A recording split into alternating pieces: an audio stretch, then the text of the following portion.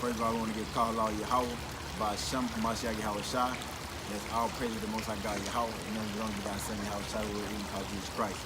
This soldier Isaiah from the Sakari sect, located in Dallas, Texas, and coming here just to push a quick word, just a quick sit down to exhort brothers to not just, focus on prophecy and things of that nature, which is also important, but also go back to the milk, go back to certain things that produce more and more edification for the body, for the youth, for the babes that's coming into this truth as well. And I'm gonna start with Matthew the 4th chapter. The topic is going to be being hungry and thirsty for righteousness' sake. Not just being hungry and thirsty, that urge that you have when you that hunger for food, things of that nature. You thirst for water, you parch.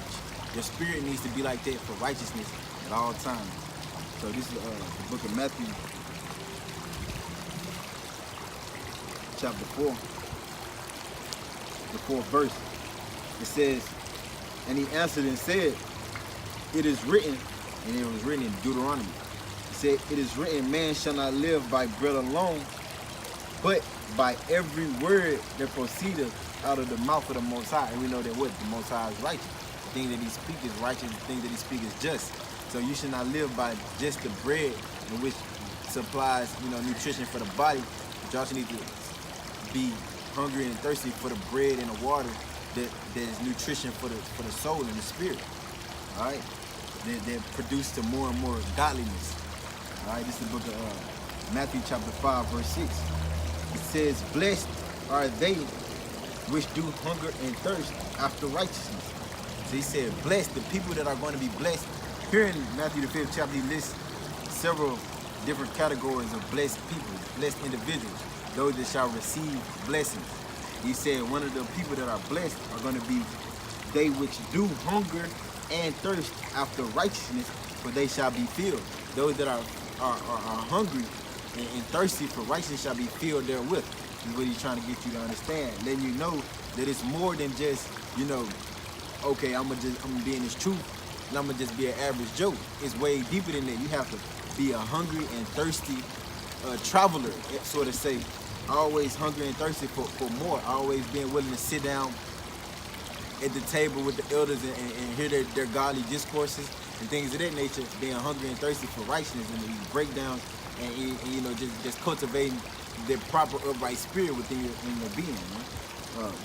I'm gonna go to Isaiah 55, just showing you that the wine, the main wine and bread that's spoken about in the scripture isn't real food. The wine and bread of the scriptures is talking about, like he said, the scriptures, the wisdom, the knowledge, the understanding, the proper knowledge and understanding, the proper breakdown. So this is the book of Isaiah, the 55th chapter. Starting from the top, it says, ho, everyone that thirsty, come ye to the waters. Everyone that thirsty, come ye to the waters, right? He says, and he that have no money, come ye, buy and eat. Yea, he said, he that have no money, come and buy and eat. Letting you know that this is not a physical water that you're thirsting after, and a physical bread that you're hungry for. He says, come ye buy and eat. Yea, come buy wine and milk without money and without price. Come buy this wine and this honey and this milk without money and without a price. There's no price on this. This right here, because the scriptures say, well, you can't sell the truth no way. That's what the scriptures say. Right? So he's telling you, come and buy this, but that doesn't have a price on it. Letting you know they're talking about the wisdom of the scriptures.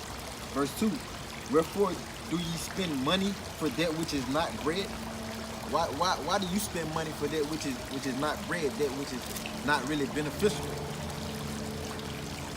And your labor for that which satisfieth not. Just like the scriptures speak about how, the scriptures is really, living waters versus the water that, Yahweh Shai was giving an example, a parable at the well about the woman saying, this water you shall drink, like there's the water behind us. You can drink this water, but you're gonna thirst again. You will never be satisfied with this fleshly water. But you gotta come to here, get this living water. That water, once you once you drink it, once you partake in it, that it's going to be a everlasting flowing water inside of yourself, man. He says, and your labor for that which satisfieth not, hearken diligently unto me, and eat ye that which is good, and let your soul delight itself in fatness. Let your soul delight. Feed your soul. That's what he's telling you. Make sure you're eating things that are feeding your soul, man. We're just talking about the wisdom. Again, incline your ear. Incline your ear, letting you know that he's talking about. At first he said eat. Now he's telling you incline your ear. The same way when Ezekiel, when you go into Ezekiel the 3rd chapter, when he told him eat ye this roll, listen to my words. It's the same thing, man. That roll that Ezekiel was eating was the wisdom and the prophecies coming from the Most High God, Yahweh. So he says, incline your ear and come unto me, hear, and your soul shall live. If you hear these words and hearken unto them, your soul shall live. Meaning what? You fed your soul the proper nutrition it needed to sustain. And I will make an everlasting covenant with you, even the sure mercies of David.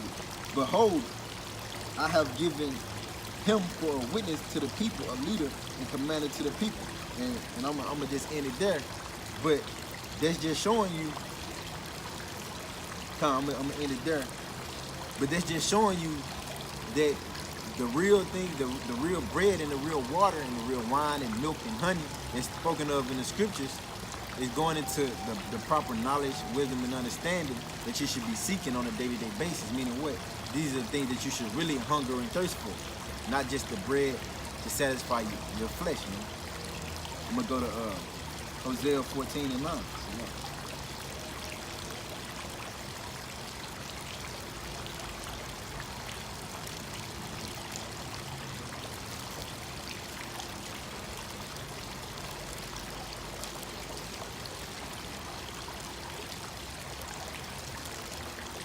The book of Hosea, chapter 14, and start at the 9th verse. It says, who is wise, and he shall understand these things. Who is the wise person? Who is the one that's going to understand these things, man?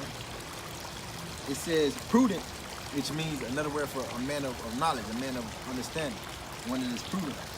And he shall know them, for the ways of Yahweh are right, and the just shall walk in them. Meaning what? You have to be one of the ones that seek out of the voice of the Lord, seek out of the words of the Most High, this living water, drink it and live through them. He says, and the just shall walk in them, but the transgressors shall fall therein. But if you one that doesn't thirst and hunger after these words, you're gonna fall therein. You're not gonna make it. You're not gonna be sustained. Your soul is gonna die, so to say. You see what I'm saying? Your soul's gonna die, no doubt about it. And I'm gonna go to Proverbs, the 9th chapter.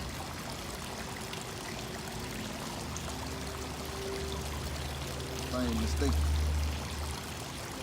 Let me see. Karakan, it's the book of Proverbs, the 9th chapter, starting from the top.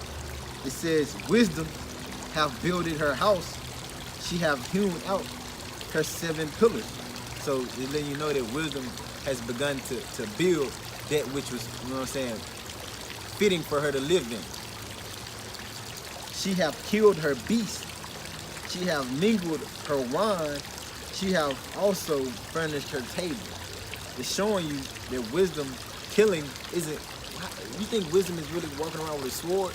No, it's saying that wisdom has chosen the people that she wants to be a fitting house for her, and she's killed those beasts. She's knocked down that old creature that they once were, and now she's throwing herself in those people. She, you know, tried them with that with them crooked ways, so to say, like the scripture saying, Sirach, the 4th chapter. She's gonna try you with those crooked ways, and afterwards she shall dwell with you. Right? So he's saying she have mingled her wine, she have also furnished her table.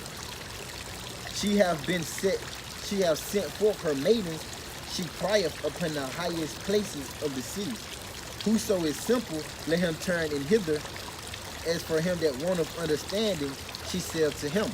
So she said, the wisdom, the ones that are simple, turn away from her.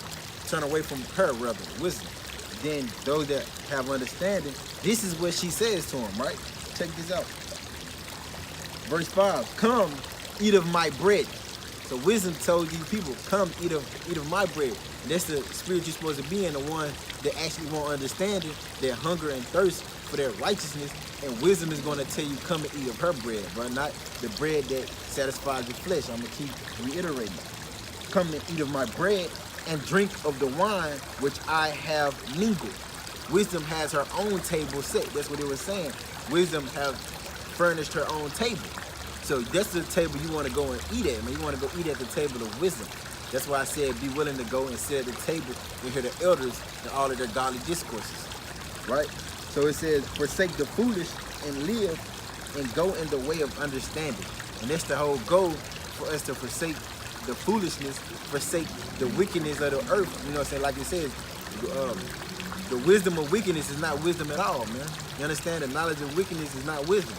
So you want to get the understanding, the proper understanding, and the knowledge and the wisdom of these scriptures, and you shall live therein. Like he said in Hosea the 14th chapter. But if you choose to be a transgressor and you don't want to follow the ways of understanding, you're going to fall therein. Right? It says, I'm going to end that right there. I'm going to go to I'm going to go to Revelation. Matter of fact, I'm going to go to Hebrews the 5th chapter. I'm going to start at verse 11. Just another example in the scriptures that show that, you know, milk and, you know what I'm saying, drink is parabolic. It says, this is the book of Hebrews chapter 5. I'm going to start at verse 12. For the time you ought to be teachers, you have need that one teach you again, which be the first principles of the oracles of the Most High. First principle of the oracles of the Most High is going into the law, statutes, and commandments. But it's going to show you that the law, statutes, and commandments is likened to milk.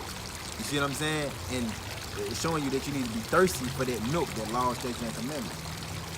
It says, and are become as such as have need of milk and not of strong meat. Showing you that both of these things, milk and strong meat, one of them deals with laws, statutes, and commandments, the other one dealing with very deep prophecies. Showing you that even though you still should be hungry and thirsty for these things, you need to be progressive with your search for these things. You need to, like the scriptures say, another powerful scripture in Proverbs, it says, eat as much honey as be sufficient for thee. What is it saying? That honey represents the wisdom. You know what I'm saying? That knowledge and understanding. But you want to eat enough, just enough to where, you know, you don't get a sugar rush, or you don't get, you know what I'm saying, a bad stomach and you vomit it all up. Everybody knows if you eat just spoonfuls of honey over and over, you're going to throw it up. Eventually, your stomach ain't going to be able to sit all that sweetness on it. So you got to get as much honey, as much wisdom as sufficient for you within your walk. Saying what? Drink the milk first. You know what I'm saying? Like a babe in the truth should. You know what I'm saying? Focus on the oracles, the first principles of the oracles of the Most High God, Yahweh. And then go into eating, you know what I'm saying? But still hungry and thirsty throughout the whole entire time. Be thirsty for that milk repetitively. And then when it comes time for the strong meat, always be hungry for that strong meat whenever it is an opportunity for you to, you know what I'm saying, basically partake in it and be able to fully digest it. It says, verse 13, for everyone that uses milk is unskillful in the word of righteousness. Saying what? Everybody that needs milk don't have the proper breakdown in the words of righteousness. Meaning what? That's what you need to be thirsty for. You need to be thirsty for the righteousness that's sufficient for the milk that you're able to drink as a babe in the truth. I said, for he is a babe, because you're still a child in this truth. You see what I'm saying? And we all need to be likening ourselves as children. Once we become a new creature, we're now a baby. You see what I'm saying? This truth. We need to approach, you know what I'm saying, this truth in like manner. Babies know to crawl before they walk. Babies know to drink milk until they get enough teeth in their mouth to be able to actually chew the meat. It says, verse 14, but strong meat belonging to them that are of full age, even those who by reason of use have their senses exercised to discern both good and evil. So The strong meat, the deep prophecies and things of that nature are only for those who have been in this thing for a while. And now they digested, you know what I'm saying, the milk that was given to them. They have proper understanding. They have, you know what I'm saying, the keen abilities to be able to discern good and evil throughout the scriptures, making sure that they understand the proper breakdowns of certain things, be able to go here and there, like Isaiah 28th chapter says, to be able to dive into different aspects of these mysteries. It's a lot. And and that's it on that. And I'm gonna end it with this.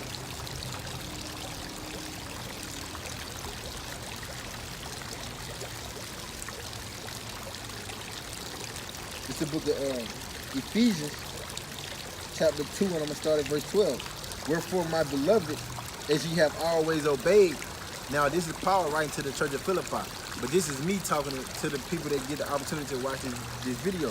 He says, ye have always obeyed, not as in my presence only, but now much more in my absence. Meaning what? Yeah, you might hunger and thirst when you're around me. You see what I'm saying? Or you're around your elders, or you're around, you know, some of the brothers that are like-minded as you in your camp, or, you know what I'm saying, just your close proximity, or whatever you want to, however you want to describe it. It's a lot. But even when you're not around those people, you need to be like-minded, always hungry and thirsty, regardless if you're around people or you're not. When you're in solitary, you also need to be hungry and thirsty for these scriptures, man, and his word of righteousness. So he says, wherefore, my beloved brethren, as ye have always obeyed, not as in my presence only, but now much more in my absence, work out your own salvation with fear and trembling. And that's going back into Hosea the 14th chapter. If you end up being a transgressor therein, you shall fall. You shall fall, bro. He said, the transgressor shall fall therein. So if you're a transgressor, when you're not in the presence of the men that you congregate with, and you're only hungry and thirsty around them, and not so much when you're by yourself, then you're not really obeying, and you're not really striving for the master. You're not really striving and trying your best to obtain the salvation that's meet for the vocation that we work in, man. All right, so with that, I'm going to say shalom.